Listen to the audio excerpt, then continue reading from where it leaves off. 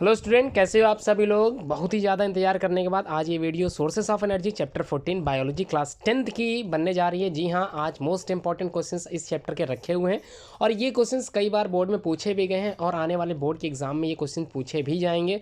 जी हाँ, most important NCERT question जो कि पूछे गए हैं, कई तरह के कोर्सेज में भी ये शामिल किए गए हैं क्वेश्चंस, मोस्ट इंपॉर्टेंट, इसलिए ध्यान दें। एनसीईआरटी सिलेबस की तैयारी करते हुए आप लोग इन क्वेश्चंस को जरूर तैयार करो।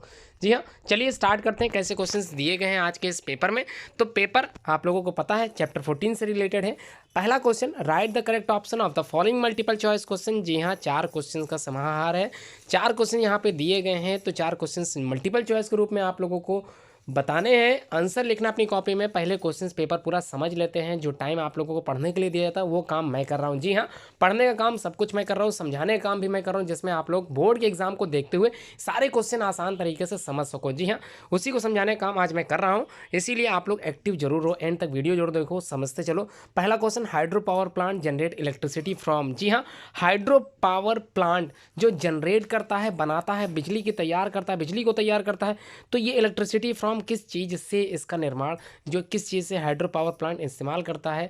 तो 4 ऑप्शन है। ए है, पहला है अ लिक्विड, सेकंड है बाय हॉट लिक्विड, थर्ड है बाय स्टीम, या फिर फोर्थ है bye potential energy of water. तो आपको क्या लगता है ये जो हाइड्रो पावर प्लांट जनरेट होता है, इलेक्ट्रिसिटी करता है जनरेट, तो किस चीज़ से करता होगा, कैसे बनाता है, किस चीज़ का इस्तेमाल करते हुए ये बिजली बनाता है, ये आपको बताना है। क्वेश्चन नंबर 2 देख लेते हैं क्या दिया है, इसको भी समझ लेते हैं। क्वेश्चन नंबर 2 क्या है देख लेते हैं, समझ लेते हैं, इसको जान लेते हैं। क्वेश्चन नंबर 2 में आप लोगों के सामने स्क्रीन पर दिखाई दे रहा होगा, a solar water heater can not be use to get hot water on. तो सोलर वाटर की बात की जा रही। जी हाँ, सोलर आप लोगों ने पढ़ा था, सोलर सेल आप लोगों ने पढ़ा था, सोलर कुकर आप लोगों ने पढ़ा था, यही बात हो रही है सोलर वाटर हीटर की। तो ये कैन नॉट बी यूज्ड, इसका इस्तेमाल तब नहीं किया जा सकता जब इसको इस्तेमाल करने के बाद गेट हॉट वाटर, और हमको हॉट वाटर नहीं मिल पाएगा।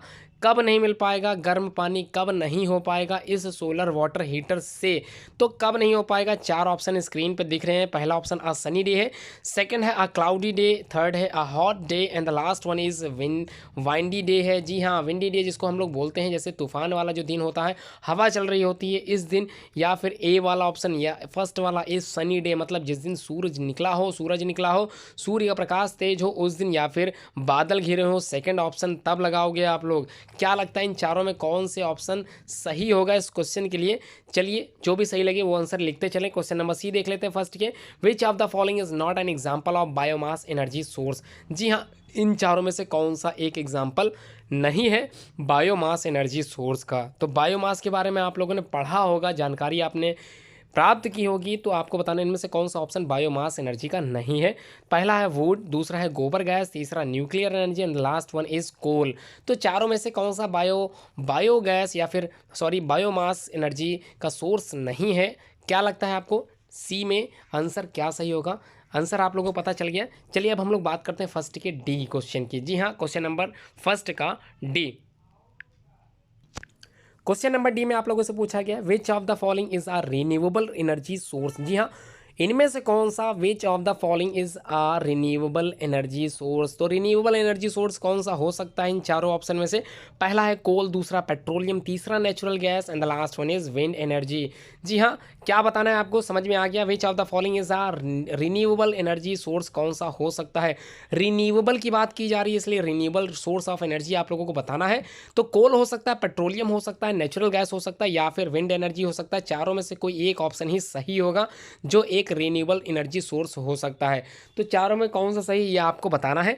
अगला क्वेश्चन है सेकंड क्वेश्चन, जो आप लोगों को शॉर्ट आंसर टाइप क्वेश्चंस के अकॉर्डिंग लिखना है। Right short answer type question, जो कि आप लोगों को जो कि आपको 2 अंक दिला सकता है। जी हाँ, 2 अंकों का ये प्रश्न होता है और आप लोगों से 3 क्वेश्चन पूछे जा रहे हैं। इसी में एक क्वेश्चन आप लोगों को शायद और करके दिया गया है, तो उनमें से कोई एक करना है। जी हाँ, चलिए देख लेते हैं कौन कौन से क्वेश्चंस आप लोगों के इस सेट पेपर 1 में रखे गए हैं। What are the qualities of an ideal source of energy. तो कौन कौन सी क्वालिटीज़ होती हैं, कौन कौन सी प्रॉपर्टीज़ होती हैं जिसकी वजह से कोई आइडियल सोर्स ऑफ एनर्जी तैयार हो पाता है। जी हाँ, आप लोगों को simple qualities of an ideal sources of energy के बारे में लिखना है। 3 से 4 पॉइंट भी लिख सकते हैं, इससे ज़्यादा याद हो तो वो भी लिख सकते हैं, लेकिन ज़्यादा लॉन्ग में लिखने की आवश्यकता नहीं है। सिर्फ 2 अंक दिए जाएंगे आप लोगों को इस क्वेश्चन को सॉल्व करने के। जी हाँ, क्वेश्चन समझ में आ गया। What are the qualities of an ideal source of energy. आप लोगों को बताना कैसे आप लोग एक आदर्श ईंधन के बारे में बता सकते हो, सॉरी ईंधन, यहाँ पर जो है आदर्श आइडियल सोर्स ऑफ एनर्जी। जी हाँ, ऊर्जा का स्रोत, आप लोगों को आदर्श ऊर्जा का स्रोत के बारे में पूछा गया तो वही लिखना है आप लोगों को। चलिए सेकंड ये 20 समझ लेते हैं। Name any two material that are use to making solar cell. जी हाँ, कोई 2 ऐसे उपकरणों के नाम लिखने हैं। नेम एनी टू मटेरियल, 2 ही उपकरणों को बताना है that are use for the making solar cells, जिनका इस्तेमाल हम लोग सोलर सेल्स बनाने में करते हैं। तो सोलर सेल कैसे बनाते हैं ये आप लोगों को याद होगा, आप लोगों के कोर्स में ये ऐड किया गया है सोलर सेल वाला पार्ट, तो आप लोगों को ध्यान आ रहा होगा कि name any two material that are use for making solar cells. तो क्या है वो आंसर लिखना है आप लोगों को, या तो ये आंसर करें या फिर अथवा करके दे दिया गया है इसको करें।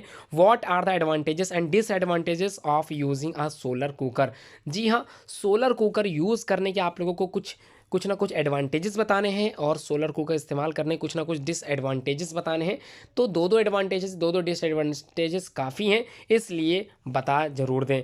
क्वेश्चन नंबर नेक्स्ट है, इन दोनों में से कोई एक करना है। सी में से भी आप लोगों को एक ऑप्शन मिला है, दोनों में से कोई एक करना है। सी में भी give some uses and advantages of solar energy. जी हाँ, सोलर एनर्जी के आप लोगों को कुछ एडवांटेजेस बताने हैं और कहाँ कहाँ इसका इस्तेमाल होता है ये बताना है आपको। सिंपल वे में पूछा गया तो आंसर आप लोग लिख लोगे, ऐसा मैं उम्मीद करके चल रहा हूँ। अगला क्वेश्चन है, जैसे आप लोगों को नहीं आता है तो अथवा करके एक और क्वेश्चन दे दिया गया है।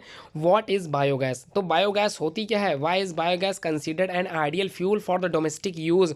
और इसको डोमेस्टिक यूज़ के लिए एक आदर्श ईंधन क्यों बताया गया है, आइडियल फ्यूल क्यों बताया गया है इस बायोगैस को। जी हाँ, बायोगैस होती क्या है और इसको कंसीडर्ड किया गया है N ideal fuel for domestic use. तो आपको क्या लगता है इसका उत्तर आपको आता है, या फिर आप लोग सी का पहला पार्ट करोगे, दोनों में से कोई एक करना है। तो 3 क्वेश्चंस करने हैं सेकंड क्वेश्चन से। जी हाँ, समझ में आ गया। अब हम लोग बढ़ते हैं अगले प्रश्न की ओर, जो कि आप लोगों को 4 अंक तक दिला सकता है। जी हाँ, चलिए देख लेते हैं। क्वेश्चन नंबर 3 जो कि आपकी स्क्रीन पर दिखाई दे रहा होगा। राइट ए short answer type question. Same वैसे ही होते हैं, बस थोड़ा सा इनका प्रकार बदल जाता है, थोड़ा सा इनकी साइज लेंथ हाइट बढ़ जाती है। तो देख लेते हैं कैसे क्या है। तो यहाँ पर आप लोगों के सामने ए ऑप्शन में पूछा जा रहा है एक question, what is the importance of hydro power plants in India. जी हाँ, hydro power plants in India में इसकी इम्पोर्टेंस क्या है, इतना ज़्यादा महत्वपूर्ण ये भारत देश में क्यों है, ये आपको बताना है। अगर आपको ये उत्तर नहीं आ रहा है तो इसकी तैयारी जरूर कर लें, ये इंपॉर्टेंट क्वेश्चन है। फिलहाल आज के पेपर में या तो ये करें या फिर अथवा वाला दे दिया गया है। How is nuclear energy generated during nuclear fusion. जी हाँ, किस प्रकार से न्यूक्लियर एनर्जी जनरेट होती है ड्यूरिंग न्यूक्लियर फ्यूज़न से।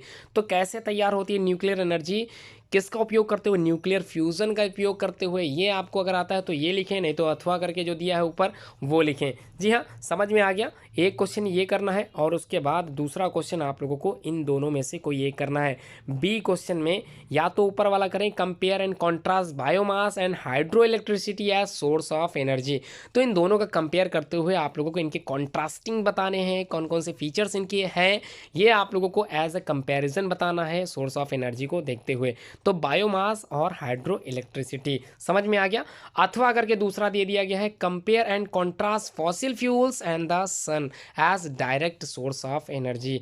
जी हाँ, दोनों में से दोनों ही क्वेश्चंस के टाइप सेम है, लेकिन थोड़ा सा अंतर ये है कि ऊपर वाले में बायोमास और इलेक्ट्रिसिटी, हाइड्रो इलेक्ट्रिसिटी पूछा गया था, जबकि नीचे वाले क्वेश्चन में फॉसिल फ्यूल्स के साथ सन के बारे में पूछा गया है। इसी के कैरेक्टरिस्टिक फीचर आप लोगों को बताने हैं। जी हाँ, अब हम लोग बात करते हैं write a long answer type question. जी हाँ, अब जो क्वेश्चन पूछा जा रहा है वो लॉन्ग क्वेश्चन टाइप क्वेश्चन है, लॉन्ग आंसर टाइप क्वेश्चन है, तो आप लोगों को थोड़ा सा बड़ा लिखना पड़ेगा, इसलिए ध्यान दें। कम से कम 1.5 2 पेज का भी लिख सकते हैं, जैसा आपको सही सूटेबल लगे। तो देख लेते हैं क्वेश्चन क्या है। पहला question, give the construction and the working of solar cooker.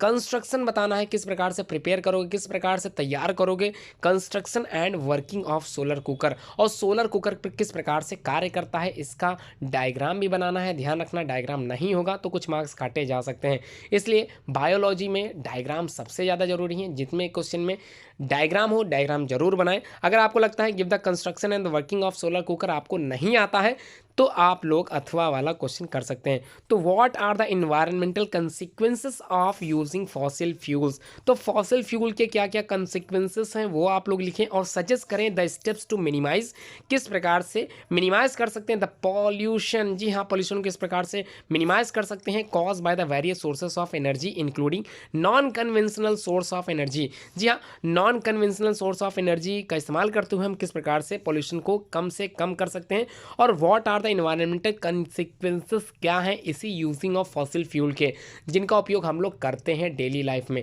तो डेली लाइफ में फॉसिल फ्यूल का बहुत ज़्यादा इस्तेमाल हम लोग करते हैं जिसकी वजह से इन्वायरमेंटल इशूज़ आ जाते हैं, उसी को बताते हुए आप लोगों को समझाना है किस प्रकार से non conventional source of energy का इस्तेमाल करते हुए हम लोग अपने एटमॉस्फियर को, एनवायरनमेंट को अच्छे से क्या कर सकते हैं, प्रोटेक्ट कर सकते हैं। ये आप लोगों को सेकंड क्वेश्चन में पूछा गया है और मैं उम्मीद करता हूँ आज की वीडियो आप लोगों ने पूरी प्रॉपर देखी होगी, समझी होगी, सारे क्वेश्चन समझ में आ रहे होंगे। ये अच्छी बात है कि आप लोगों की तैयारी बहुत अच्छी चल रही है।